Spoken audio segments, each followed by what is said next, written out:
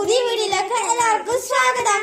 നമ്മൾ ഇന്ന് നോക്കാൻ പോകുന്നത് ഇത് ആരാണോ ലാസ്റ്റ് ഊതി വീഴ്ത്തുന്നത് അവർക്ക് ഈ തലാണുണ്ട് അടി കിട്ടും. ജയിക്കുന്ന ആരാണോ അവർക്ക് ഈ ഡയറി മിൽക്ക്. അപ്പൊ നമുക്ക് തുടങ്ങാം.